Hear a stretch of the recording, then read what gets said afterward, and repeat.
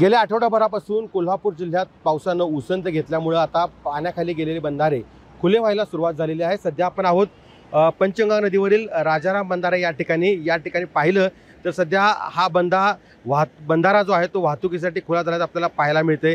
या बंधाऱ्यावरून वाहतूक जी आहे ती आता पूर्ववत झालेली आहे। खरं तर गेल्या साधारणतः 15 ते 20 दिवसापूर्वी पडणाऱ्या मुसळधार अशा पावसामुळे कोल्हापूर जिल्ह्यात अगदी पंचगंगेची पाणी पातळी ही 20 फुटांच्या वरती पोहोचलेली होती। आता मात्र पंचगंगेची पाणी पातळी ही 15 फूट 10 इंचावरती आहे आणि अद्याप देखील 3 बंधारे पाण्याखाली गेलेले आहेत। त्यामध्ये रुई इचलकरंजीसह बाचणी हा बंधारा पाण्याखाली गेल्यामुळे काहीशी वाहतूक विस्कळीत झाली आहे। मात्र कोल्हापूरच्या या पंचगंगा नदीवरील हा जो बंधारा आहे तो आता पूर्ववत झालेला आहे। याची वाहतूक जी पूर्ववत झालेली आहे।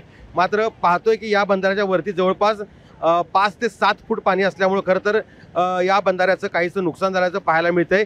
कारण या बंधाऱ्याच्या जे कठडे होते ते कठडे या ठिकाणी खरं तर पडलेले आहेत। त्यामुळे धोकादायक पद्धतीने वाहन चालक या ठिकाणी आता मार्ग काढताना आपल्याला पाहायला मिळत आहेत। त्यामुळे एकूणच जर पाहिलं तर सध्या पावसानं काहीशी उसंत घेतलेली आहे आणि ही उसंत घेतल्यामुळे कुठेतरी आता नागरिकांना या कोल्हापूर शहरातून खरं तर वडंगे हा जे गाव आहे त्या गावाकडे जाताना आपल्याला आणि येताना हा मार्ग आता खुला झाल्याचं आपल्याला पाहायला मिळतंय। सतेज औंधकर, लोकशाही मराठी, कोल्हापूर।